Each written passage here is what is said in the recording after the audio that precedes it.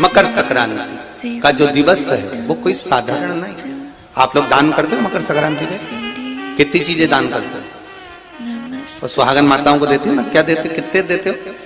13-14 कितने हैं? 14। कौन से पुराण में लिखा है कि 14 चीज देना चाहिए? अरे बोलते जाओ जरा जल्दी जल्दी, बड़ी मुश्किल से तो पकड़ाई में आते हो तुम शिवरी नारायण वालों। 14 चीजें दान देना है। किस पुराण में लिखा है? कोई तुमसे पूछ सकता है तो महाराज आप कह सकते हो अग्नि पुराण में वर्णन आता है। कौन से पुराण में लिखा है? अग्नि पुराण में लिखा। देवऋषि नारद भगवान विष्णु के पास जाकर पूछते हैं, नारायण कृपा करिए। भगवान विष्णु ने पूछा क्या बात है, बोलिए देवऋषि नारद क्या चाहते क्या हो वो बताओ। महाराज हमें इतना सा बता दो, शिव जी के यहां जाते हैं तो पहले उनके द्वारपाल से पूछना पड़ता है अंदर जाने के लिए। ब्रह्मा जी के यहां जाते हैं तो ब्रह्मा जी के द्वारपाल से पूछना पड़ता है। इंद्र के यहां जाते हैं तो इंद्र के द्वारपाल से पूछना पड़ता है। हम जितनी भी जगह जाते हैं तो कोई ना कोई द्वारपाल से हमें पूछना पड़ता है अंदर जाने के। भगवान देवऋषि नारद कह रहे हैं नारायण से कुछ ऐसी कृपा कर दो कि हमें किसी से आज्ञा लेना ही नहीं पड़े। भगवान विष्णु तो उनकी बात को बस थोड़ा सा सुने और अंदर चले गए। नारद जी को लगा हमारा तो कोई जवाब ही नहीं दिया। नारद जी वहीं पर टिक गए, खड़े रहे, नाम जाप करते। विष्णु वापिस आए और देवऋषि नारद से कहा एक काम करो, जब सूर्य मकर में प्रवेश करते हुए उत्तरायण की ओर जावे, उस घड़ी उस पल में देवऋषि नारद तुम 14 बार भगवान के नाम का, शिव नाम का दान दे दीजिए। भगवान नारायण के नाम का, राम नाम का, कृष्ण नाम का दान दे दीजिए। अब देखो यहां पर यह नहीं लिखा कि प्लास्टिक का डब्बा दो। समझ लेना जी हो अच्छे से कि लोगों ने दान को कितना भ्रष्ट कर दिया वो बताया जा रहा है। अग्नि पुराण में यह नहीं लिखा कि तुम प्लास्टिक की चाय की चन्नी दो 14, बाल्टी दो 14, या प्लास्टिक का डब्बा दो 14। यहां पर यह नहीं लिखा है कुछ भी हो। यहां क्या लिखा अग्नि पुराण में कि मकर संक्रांति के दिन जब सूर्य उत्तरायण भाव में प्रवेश करे, मकर में जावे, उस समय पर देवऋषि नारद तुम्हारे मुख से अगर 14 बार भगवान के नाम का दान 14 जीवों को दे आओगे तो किसी भी देवता के पास जाओगे, तुम्हें परमिशन की जरूरत नहीं पड़ेगी, तुम डायरेक्ट प्रवेश कर जाओगे। डायरेक्ट। अब तुमको अगर वैकुंठ में डायरेक्ट प्रवेश करना हो तो बिना पूछे, तो उसके लिए कहा ही मकर संक्रांति पे दान दो। तो किस चीज का दान देना है महाराज? प्लास्टिक का डब्बा नहीं, बाल्टी नहीं, चन्नी नहीं, फिर किस चीज का दान? तो कहा अगर देवर्षि नारद आप दान दे रहे हो तो 14 नाम का दान दीजिए। 14 जीवों को नाम का दान दे दो, भगवान के नाम का भजन करो। और अगर संसार के लोग दान दे तो किस चीज का? तो के अन्न से बड़ा कोई दान, अन्न से बड़ा कोई दान।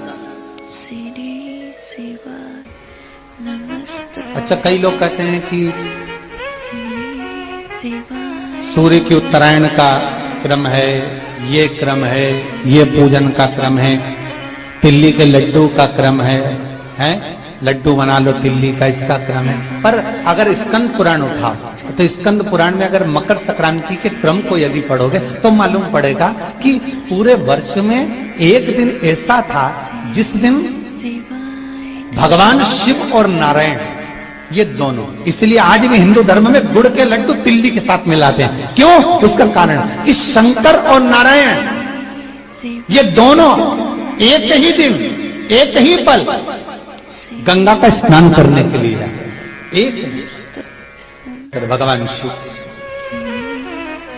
देखिए कितना कितना हमारे हिंदू धर्म में एक एक तिथि का, एक एक बार का एक महत्व है, उसको समझिए। माता लक्ष्मी भगवान नारायण और भगवान शिव को स्नान के लिए गुप्त रूप से झांकती है। तो भगवान विष्णु ने तिरछी दृष्टि में माता लक्ष्मी को देखा, तिरछी दृष्टि। तो माता लक्ष्मी को देखकर भगवान विष्णु शिव जी को देखे तो शंकर भगवान ने कहा, नारायण हमने देख लिया, महारानी लक्ष्मी झांक रही है, हमने वर दे दिया कि लक्ष्मी का एक नाम गुप्त लक्ष्मी रहेगा, ये छुपी रहेगी।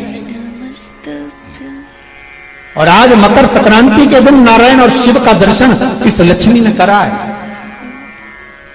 पर जो गुप्त लक्ष्मी का दान दे देगा उसके घर में कभी कोई बड़ी बीमारी प्रवेश नहीं करेगी। कैंसर जैसा रोग, किडनी और लीवर का रोग नहीं हो सकता। आज भी नियम है कि मकर संक्रांति के दिन एक लड्डू बनाया जाता है गुड़ और तिल्ली का, उसमें 1 का सिक्का, 2 का सिक्का या कोई लक्ष्मी उसमें फंसा दी जाती है और लड्डू को पैक कर कर किसी मंदिर में दान दे दिया जाता है। उसको कहते हैं गुप्त लक्ष्मी, जिससे घर में कोई बड़ी बीमारी प्रवेश न हो। वो केवल मकर संक्रांति को ही होता है। कहते हैं मकर संक्रांति है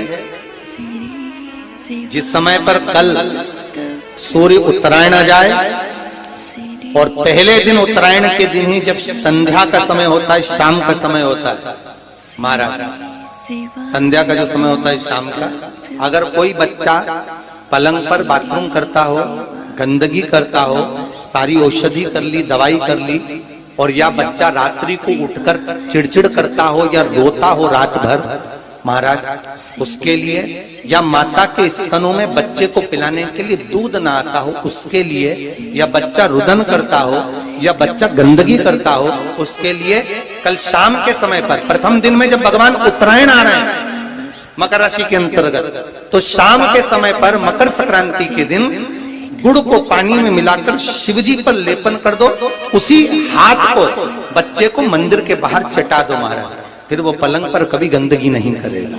महाराज जिस नारी का स्तन में दूध नहीं आता हो बच्चों को पिलाने के लिए, उसको भी अगर चटा दिया जाए तो स्तन में दूध आना प्रारंभ हो जाए। महाराज जो बच्चा रात्रि को रोता हो, जाग जाता हो, उसको भी अगर वो हाथ चटा दिया जाए तो वो काम करता है। महाराज ये कल के दिन करके देखना, बाद में बताना जरूर हो।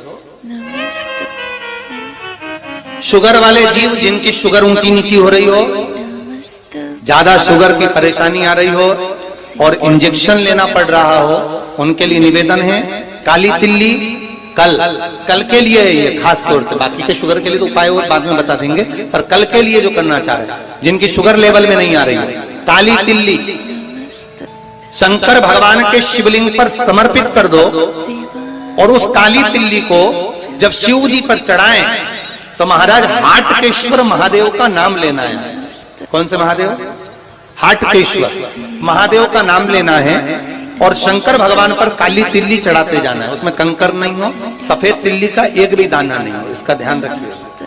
उस काली तिल्ली को चढ़ा दीजिए, हाटकेश्वर महादेव का स्मरण कर कर किसी को जल ना चढ़ाने देना है उस समय पर जब आप शंकर जी को चढ़ाएं, और भगवान शंकर की हाटकेश्वर महादेव का स्मरण कर कर 108 रुद्राक्ष से मनके से माला जप लो। वहीं शंकर चढ़ी रहने देना तिल्ली, उसी तिल्ली को वापिस कटोरी में उठाकर लिया, 3 दिन तक लगातार उसको थोड़ा थोड़ा कर कर सुबह के समय खाली पेट खाइए, शुगर लेवल पर आ जाएगी महाराज, आपकी शुगर हाई ऊंची नीची नहीं जाएगी। हाटकेश्वर महादेव का स्मरण। किसी व्यक्ति ने मालूम पड़े कोई भूमि पर कब्जा कर लिया और नहीं छोड़ रहे, तो उसके लिए भी कल का दिन बड़ा महत्वपूर्ण है महाराज, उसके लिए भी कल का दिवस बड़ा महत्वपूर्ण है। मान लो अगर कोई कब्जा कर लिया हो और वो प्लाट या कोई दुकान कोई व्यापार की स्थान नहीं छोड़ रहा, तो उसके लिए भी कल का दिन शास्त्र कहता है महाराज जी, शमी पत्र की 5 पत्तियां, कितनी पत्तियां लेना है? 5। शमी पत्र की 5 पत्ती, बेल पत्र की 11 पत्ती। मकर राशि में प्रवेश करते समय सूर्य का स्मरण करते हुए सूर्य पे से 7 बार घुमाकर भगवान शिव का नाम मंत्र लेते हुए, जो शिव महापुराण का मूल मंत्र है, श्री बोलिए जम के, श्री शिवाय नमस्तुभ्यम, शिव महापुराण के मूल मंत्र का स्मरण कर कर सूर्य पर से घुमाकर शंकर भगवान के शिवलिंग पर जो समर्पित कर देता है और चढ़ी हुई एक बेलपत्र शमी पत्र उस स्थान पर डाल देता है जो कब्जा नहीं छोड़ रहा, महाराज 6 महीने के अंदर वो कब्जा छोड़कर भागता नजर आ रहा है। और थोड़ी भी मात्रा का अगर कर्जा है तो उस कर्जे को चुकाने का प्रयास करें, और अगर नहीं चूक रहा तो कल सूर्य जब मकर में उत्तरायण भाव में प्रवेश कर रहा है तो 1 लोटा पानी कलश महाराज उसमें जल भर लीजिए और जल भरकर उसमें 7 दाने चने की दाल के डाल लीजिए। 7 दाने चने की दाल के डालकर उसमें थोड़ा सा कुंकू रौली थोड़ी सी इसमें डाल लीजिए। 3 शमी पत्र 1 बेल पत्र उस जल के अंदर डाल लीजिए महाराज, और डालकर सूर्य नारायण भगवान को दर्शन करते समय जल छोड़ते समय उत्तर की ओर, आपके घर से जब उत्तर का जो भाग हो उस ओर जल का भाग थोड़ा सा छोड़े। आखिरी का बचा हुआ जो जल और बेलपत्र और शमी पत्र है एक साथ जब पूणे तो जितना अपने मन में भाव हो कि हमारा इतना कर्जा है बाबा वो चूक जाए, या कोई पैसे नहीं दे रहा है उसका भी स्मरण कर सकते हैं कि हमारा इतना रुपया लेना है, और वो जल शमी पत्र बेलपत्र उसी समय पर नीचे डाल देना, उसका छींटा थोड़ा सा अपने ऊपर लेकर प्रवेश कर महाराज। ज्यादा से ज्यादा 5 महीने 6 महीने कहीं ना कहीं बाबा ऐसी कृपा कर देता है, कोई सहयोग कोई धन कोई संपदा कोई व्यापार ऐसा बना देता है कि पैसा हाथ में आता है और कर्जा चूक जाता है। ये बाबा ही। और एक बात का याद रखना, हमें किसी से लेकर नहीं देना कर्जा, भगवान से ये निवेदन करना है हमको कि बाबा हमको ऐसा व्यापार दे ऐसा धन हमारा खुद का दे जिससे हम अपने पैसे से कर्जा चुका। श्री